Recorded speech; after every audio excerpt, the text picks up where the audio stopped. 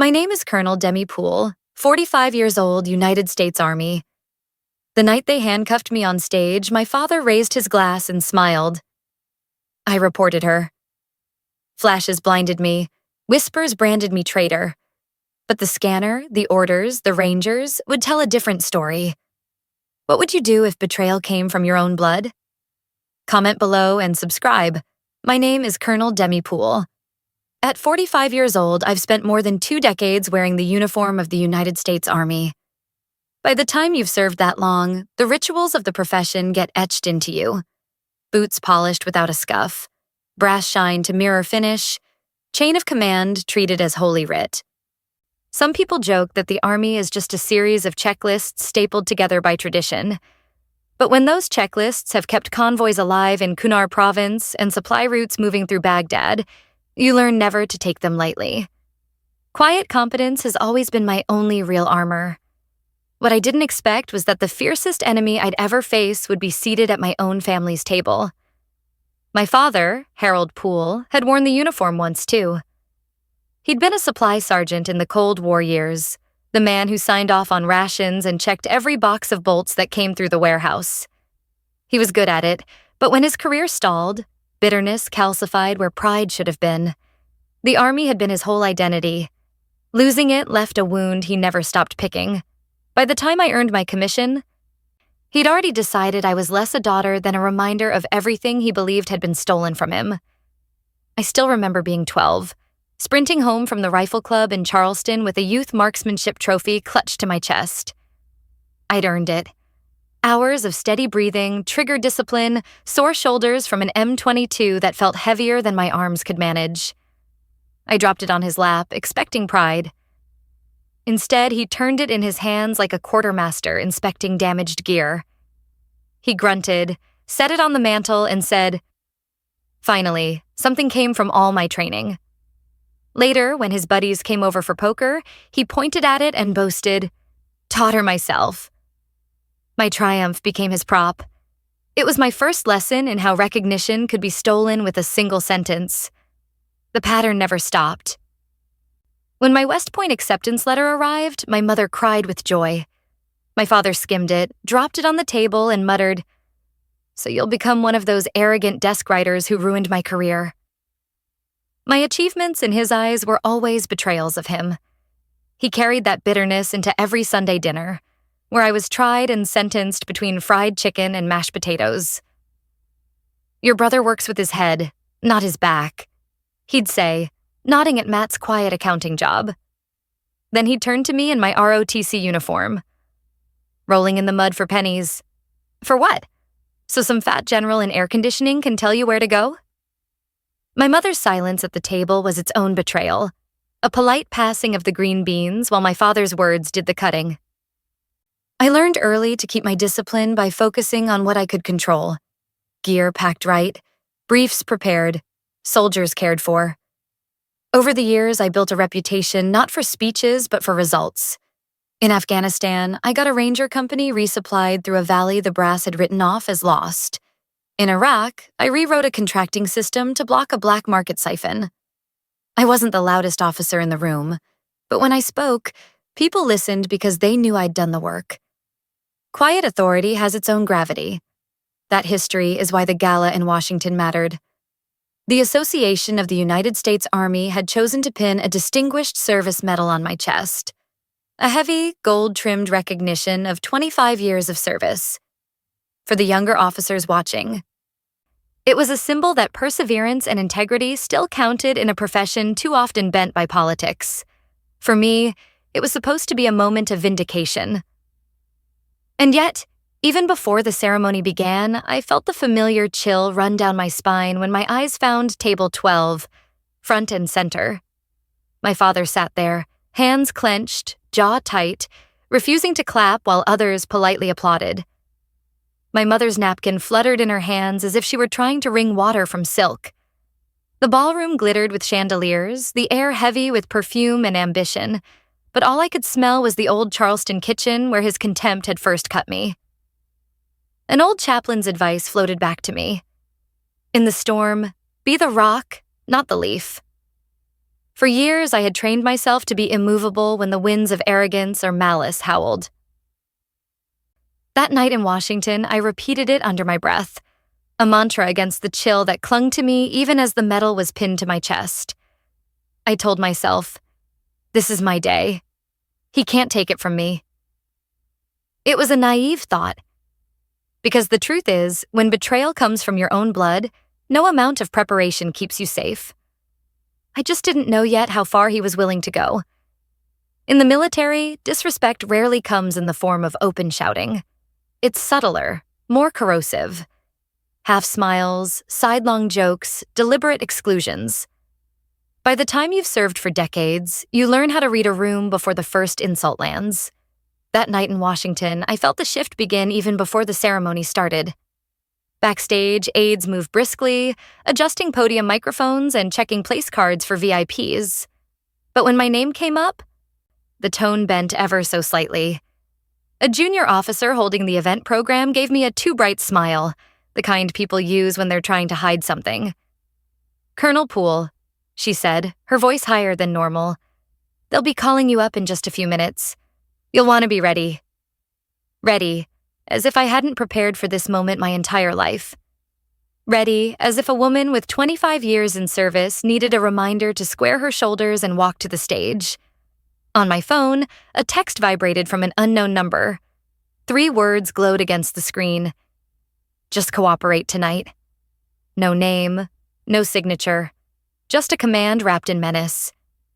My instincts ticked like a Geiger counter. Soldiers know the difference between coincidence and coordination. Something was moving under the surface. The social air shifted too. At receptions like this, generals and colonels orbit in tight patterns, trading nods and polite remarks. I'd grown used to the rhythm. But that evening, the orbit broke. A 2-star I'd worked under in Afghanistan. A man who once told me, "If Poole says it can be done, it'll be done," passed by without a glance. Another colonel, normally quick with a handshake, muttered an excuse about a phone call and peeled away. It wasn't accidental.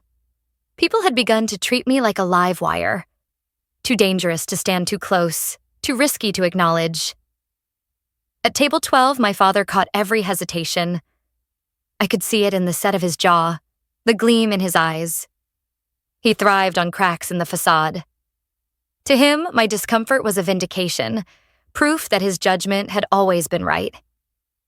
He leaned toward my mother, his lips close to her ear. Speaking words I couldn't hear but could guess. "See? They know she doesn't belong." I held my posture, a still figure in a sea of shifting glances. That was my shield. Quiet, steady. But inside, a slow pressure was building. Not fear. Soldiers learned long ago to put fear in its place. It was the pressure of humiliation growing in plain sight, the feeling of being slowly unseated from your own ground while the crowd pretends not to notice. 2 men in dark suits entered the ballroom. They weren't military. No badges of rank, no ribbons, just the neat lines of federal agents. They scanned the crowd with eyes that didn't linger, the kind of professional sweep that says they already know who they're here for. They spoke briefly with hotel security, and then one pointed toward the stage. My stomach sank, not because I was guilty, but because I understood what was being arranged. This wasn't an honor ceremony anymore. It was becoming a stage for something else entirely. One of the aides approached, her voice a whisper against the din of the ballroom. "Ma'am," she said, "if you could keep your remarks short, the schedule's tight." Short? My remarks had been rehearsed to the minute, coordinated with the event chair. To cut them now was not a matter of timing. It was a matter of control. At that same moment, I caught sight of one of the cameramen. He adjusted his rig not toward the podium where the general was about to speak, but directly at my father's table. Lenses don't lie. They point where they're told. The realization was cold and heavy. This wasn't an accident. The humiliation had already been choreographed, and my father was in on the script. I glanced once more at him. He met my eyes without blinking, and then, deliberately, he raised his champagne glass. Not in a toast, not in celebration, but in rehearsal. a gesture meant to prime the cameras. He was waiting for his moment. My mother sat beside him, her hands twisting the napkins so tight it looked like it might tear in two. She didn't meet my eyes. Silence was her only defense. The same defense she had chosen since my childhood. But silence in the face of betrayal is its own kind of weapon. I straightened my back, forcing my breathing into the rhythm I'd learned long ago. Slow inhale, steady exhale. Anchor yourself. A chaplain once told me, "Discipline is not for when you're winning. It's for when you're cornered." That night, discipline was all I had. Still, the sense of inevitability thickened with every passing second. The way colleagues stepped aside, the way cameras adjusted their focus, the way the air itself seemed to hold its breath. I didn't know the details yet, but I knew the truth. The ceremony was no longer mine. It belonged to whoever had written the next act, and I had the sinking certainty that my father was standing center stage in that script. The moment came with the precision of a military drill, though none of us had rehearsed it. The applause for the general's remarks tapered into the hushed expectancy reserved for ceremonial transitions. I rose from my seat near the stage, every movement drilled into me over decades of service. Step, pause, salute, turn. The metal pinned to my uniform glinted under the chandeliers, the camera flashes popping like tiny bursts of lightning. For a breath, it felt almost normal. A soldier being recognized, the culmination of 25 years of quiet service. Then the air shifted. Two men in tailored suits emerged from the wings, moving with the deliberate cadence of federal agents. The hum of conversation in the ballroom died. Even the clink of glasses stopped. You could feel the weight of silence settle like a shroud. The first agent stepped up to the microphone, his badge glinting against the light. His voice was flat, drained of ceremony. "Colonel Demi Poole," he said, every syllable cutting clean through the glittering air. "You're under arrest for violations of Title 18, Section 793 and 794, espionage and treason against the United States of America." The words ricocheted off the ballroom walls like a detonation. Treason. The ugliest charge a soldier can hear. I didn't move. I didn't flinch. Years of training kept me still, my breathing steady. But inside, something cold crawled through my chest. Not fear, but the understanding that humiliation had been weaponized against me. The second agent stepped forward. His hands were steady as he produced the cuffs, polished steel that caught the stage lights. "Ma'am," he said, not with respect, but with procedural detachment. "Place your hands behind your back." I complied without a word. The cold bite of metal locked around my wrists with a finality that stole the oxygen from the room. I stared straight ahead, focusing on the insignia of a brigadier general in the third row. My posture was perfect, my expression neutral. I would not give them the spectacle of collapse. And then my father stood. It was deliberate, theatrical, every move timed for the cameras. He pushed back his chair, the scrape audible in the silence, and raised his champagne flute. The spotlight found him as if it had been waiting. His face, so familiar to me, was arranged into a mask of solemn duty. "I was the one who reported her," he declared, his voice pitched perfectly to carry across the ballroom. Gasps rippled through the audience. Some turned toward him in disbelief, others toward me with a mixture of shock and suspicion. He held the room with the skill of a man who had rehearsed this moment in his head 1,000 times. "As a soldier," he continued, "I swore an oath to defend this country against all enemies, foreign and domestic. Sometimes..." He let the pause stretch, eyes locking on mine. "The enemy sleeps in your own house." It was a line crafted for maximum effect, and it worked. At first, the silence held, heavy and suffocating. Then, as if on cue, applause broke out. Tentative at first, then swelling, rolling like a wave across the ballroom. They weren't clapping for me. They were clapping for him. the patriotic father who had sacrificed his daughter in the name of country. Every cheer was a nail in the coffin of my reputation. I searched the crowd once, not for sympathy, but for honesty. I found only avoidance. Colleagues who had trusted me with supply chains in combat now refused to meet my eyes.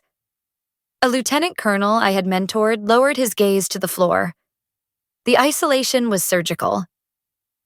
I turned my head, just slightly, toward my mother. Her face was wet with tears, her hands trembling in her lap. But she wasn't looking at me. She was looking at him, at Harold Poole, her husband, the man orchestrating my ruin. Her eyes pleaded with him silently, begging him to stop. And when his hand came down gently on her shoulder, a performative gesture of comfort for the cameras, she broke. She lowered her gaze to her lap, just as she always had at Sunday dinners, and surrendered to silence. That silence cut deeper than the handcuffs. The agents began to move me from the stage, their hands firm on my arms. Each step was slow, deliberate, as if parading me before the cameras. I kept my head high, shoulders square, my uniform immaculate. If they wanted to strip me of dignity, they would have to work harder. Behind me, my father's voice rang out again, swelling with false anguish. I did what I had to do. My country comes first. The applause thundered louder, an ovation for betrayal framed as duty. The cameras captured it all. The decorated colonel in handcuffs, the father in righteous glory, the mother in silent complicity. The narrative was sealed in the public eye before I had even left the ballroom. As the agents escorted me down the steps, the flashes blinded me, but I didn't blink. My heart beat steady, not frantic. Soldiers learn to recognize when a battle is lost on one field and must be fought on another. That night, on the polished floors of the Willard Intercontinental, I understood that the real war had just begun. The cell at Fort Meade was nothing more than a concrete box. No windows, no clocks, just the endless hum of fluorescent lights. Time had no shape there, measured only by the clank of the food slot 3 times a day and the steady tread of guards down the corridor. They had stripped me of my uniform, sealed it in a bag as evidence. In its place, they gave me a coarse orange jumpsuit that smelled of bleach and shame. For the first time in 25 years, I wasn't Colonel Poole. I was just Poole, an inmate number stamped in digital ink on a form somewhere in a federal database. Every morning, they slid the Washington Post under my door. The front page carried my father's face more often than not. Patriot father reports treasonous daughter. Modern Brutus saves the Republic. His eyes stared back at me, glinting with triumph disguised as grief. I'd fought wars in deserts and mountains, but nothing cut deeper than seeing him turned into a national hero for destroying me. The strategy was clear. Break me with silence. Isolate me until even I began to doubt myself. But soldiers don't break that easily. At West Point, they drilled into us. Improvise, adapt, overcome. I held to that even in the concrete tomb. And then, after 3 weeks of silence, the first signal flare appeared. It came through the secure tablet they'd issued me to communicate with my assigned military lawyer. I knew every keystroke was monitored, every message logged. What they didn't know was that I'd installed a backdoor myself years ago when I helped test secure messaging protocols. That night, as I stared at the hairline crack in the wall to keep from drowning in despair, the tablet screen flickered. A single notification appeared. They're wrong. E.g. My heart hammered. E.g. Ethan Graves, warrant officer, cyber specialist, my former soldier from Afghanistan, a quiet kid from Oregon, sharp as a razor in the digital shadows. I'd once gone to bat for him when a bull-headed major wanted to end his career over a minor infraction. I had known he was loyal. But loyalty, I realized, sometimes returns at the exact moment you need it most. 3 days later, I was released on bail, an ankle monitor strapped around my leg, my movement restricted to my Alexandria apartment. The concrete box had been exchanged for a gilded cage. The media circled like vultures, replaying my father's speech on every network. He sat on cable news sofas, dabbing his eyes with rehearsed sorrow, spinning fishing trip stories into parables about national loyalty. She turned her back on me, and I had no choice but to protect my country. America ate it up. Then, one night, my door clicked open, and Ethan slipped inside like a shadow. "We've got 60 seconds, he said, his eyes scanning the hallway monitors. He set a backpack on my coffee table and began pulling out laptops and encrypted drives. Surveillance feeds cut. For now, we're clean. I'd never been so relieved to see another soldier in my life. "Tell me you've got more than sympathy, Graves," I said. He didn't look up from his keyboard. "I've got proof." Within minutes, my apartment became a makeshift tactical operations center. Wires snaked across the table, screens filled with network traces. Ethan spoke quickly, his voice low and precise. 3 weeks before your arrest, an unauthorized server accessed your accounts. IP address traces to Charleston, half a mile from your father's house. He slid a printout across the table, the numbers stark in black ink. That was the first nail. The second was harder. He showed me a corporate registration, AF Systems LLC, a shell company owned by Veritas Communications. And Veritas was no ordinary PR firm. It was a subsidiary of Atlantic Forge, the defense contractor already whispered about for bribery and espionage. 2 days before my arrest, AF Systems had transferred $30,000 into my father's account. I sat back, staring at the page. So this isn't just betrayal, it's business. Ethan nodded grimly. They don't just want you guilty. They want him clean. They're building him into a saint so his testimony sinks you. As if on cue, the front door opened again. My mother stepped inside, carrying a casserole dish like she'd brought dinner to her daughter 1,000 times. But her hands trembled as she set it down. "He's not the man I married anymore, Demi," she whispered, her voice breaking. "They promised him redemption. They told him you were part of the swamp. He believed them. And then, before leaving, she pressed a folded slip of paper into my hand. The name of a bank, Charleston Community. He got money," she whispered. I saw the deposit. It was the third nail.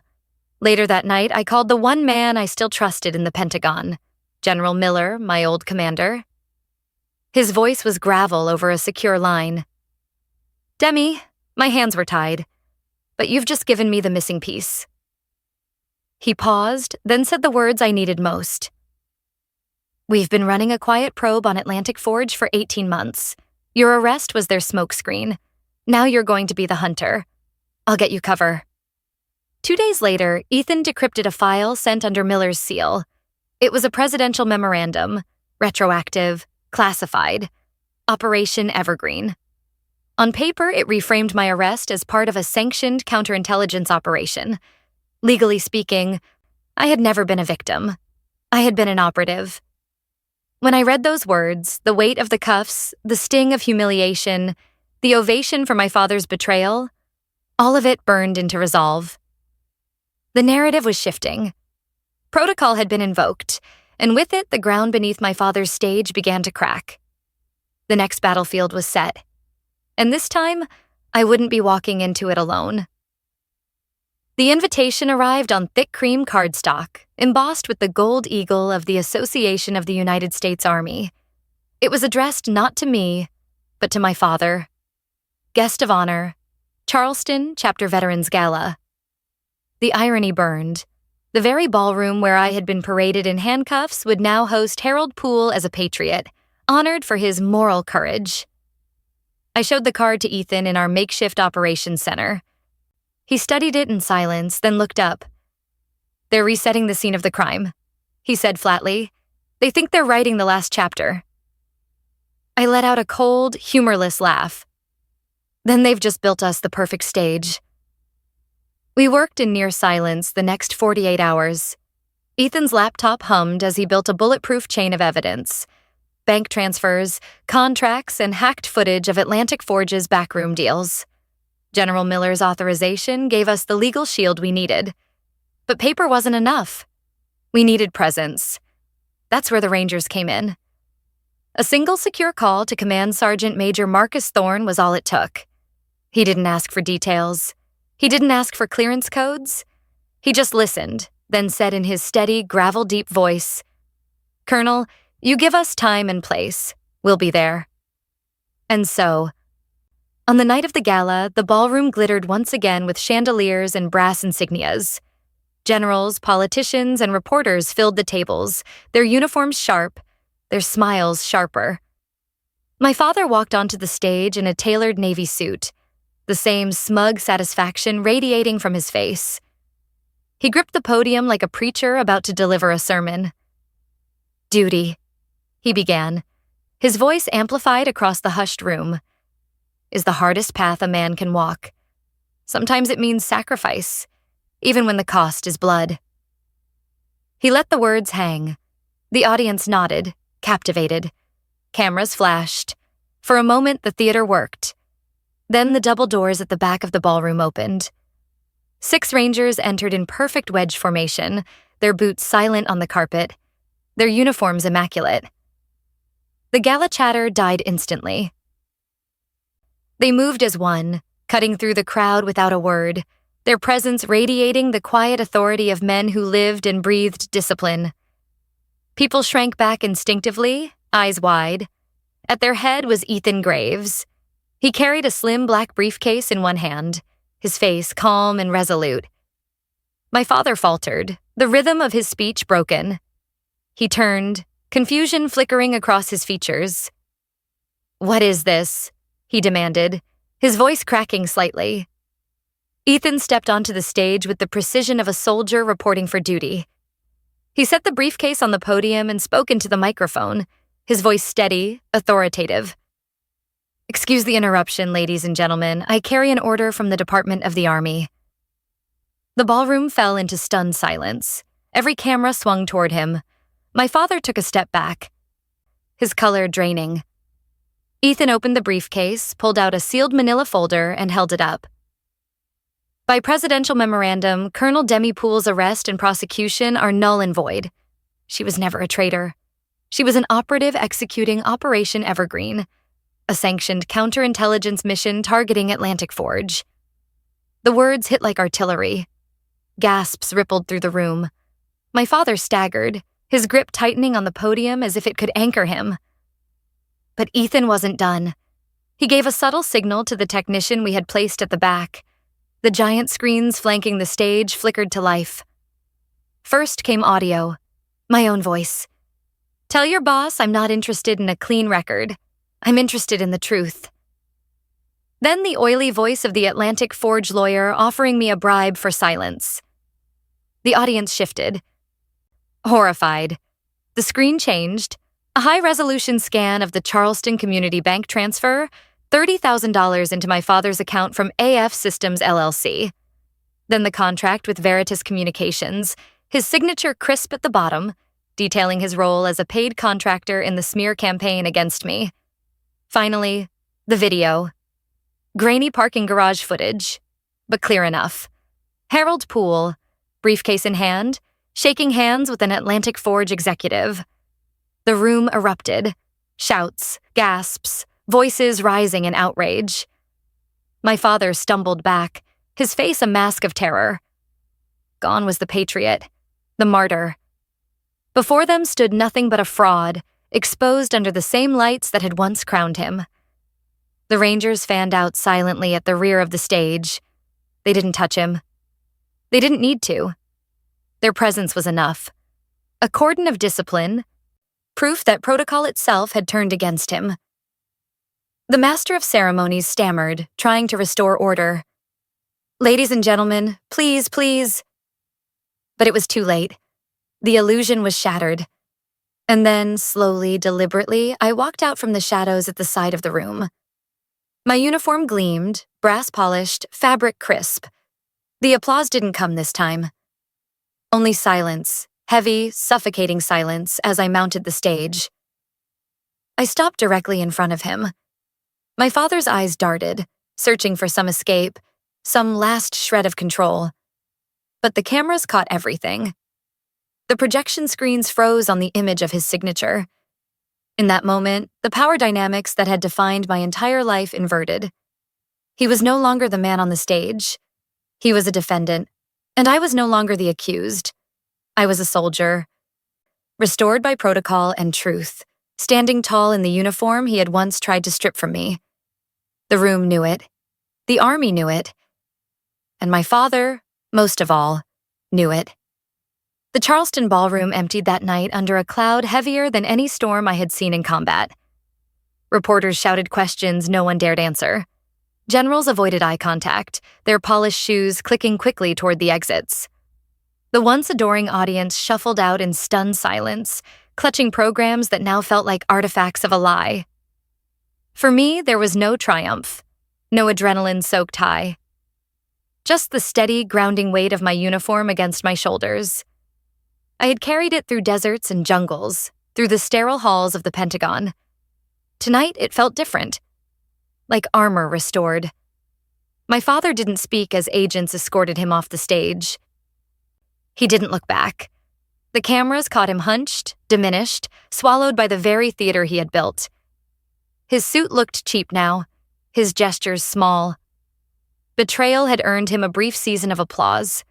Exposure had left him nothing but silence. Ethan touched my elbow as the last of the noise faded. "Colonel," he said quietly, "we got it all on record. Every word, every image. It's over." I shook my head. "It's not over, Graves. It's just finished." The days that followed unfolded with the quiet precision of protocol. Federal indictments rolled down on Atlantic Forge executives like a formation strike. The contracts we'd uncovered, the wire transfers, the recordings, all of it formed the backbone of a criminal case that would unravel their empire. My father was not charged with espionage. He was too small a piece. But his name was stripped of the false honor he had craved. Where once he was the patriot father, he was now just Harold Poole, cooperating witness, disgraced veteran, a man no command would claim. The Army reinstated me with the formality of an official memorandum. My record was cleared, my service ribbon untarnished. But medals and paperwork could not erase what had been lost. Trust, once broken, doesn't return in full dress blues. I walked back into the Pentagon 3 weeks later. Salutes came crisp. Voices called me ma'am with practiced respect, but I could feel it. The hesitation, the quiet side glances. Some whispered my story like a ghost tale. That's her. That's the colonel whose own father turned her in.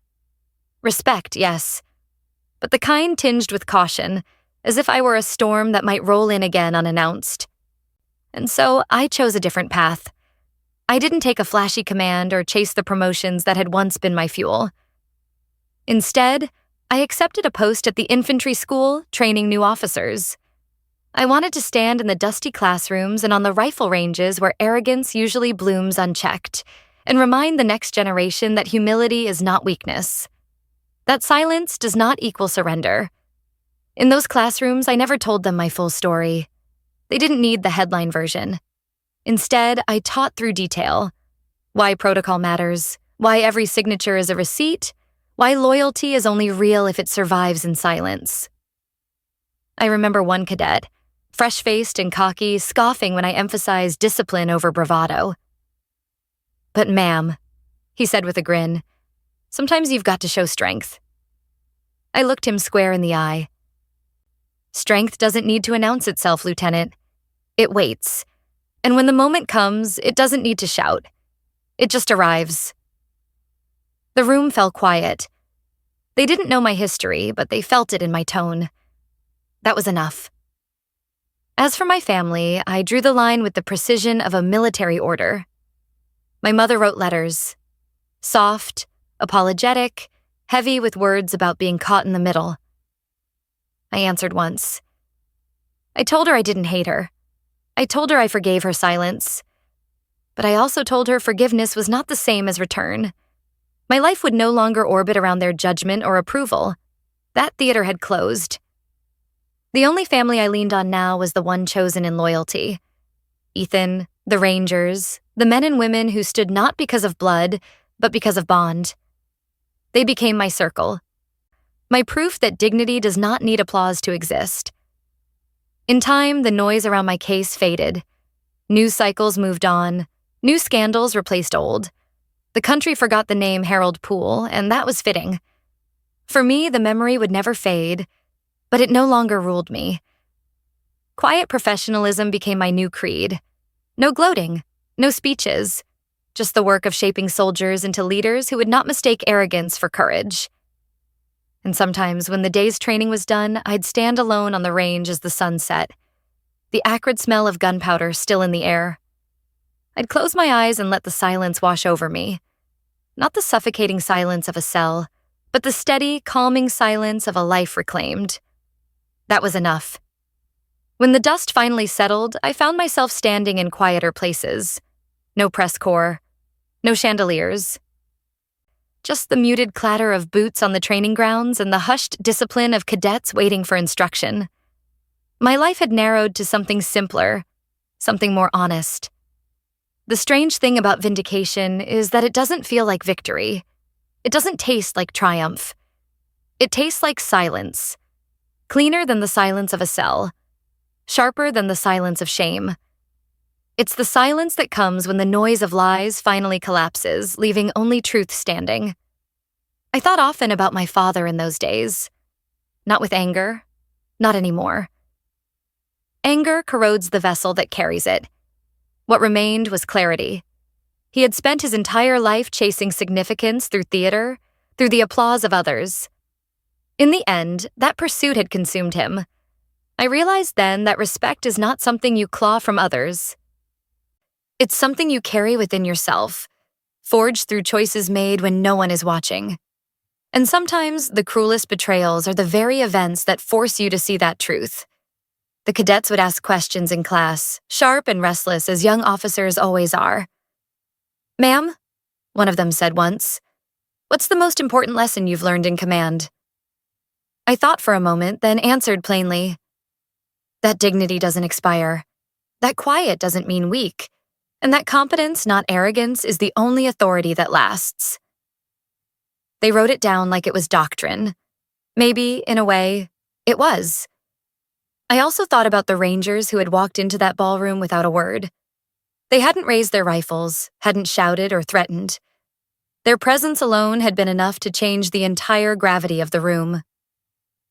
That was power. The quiet kind. The kind that doesn't need volume, only discipline.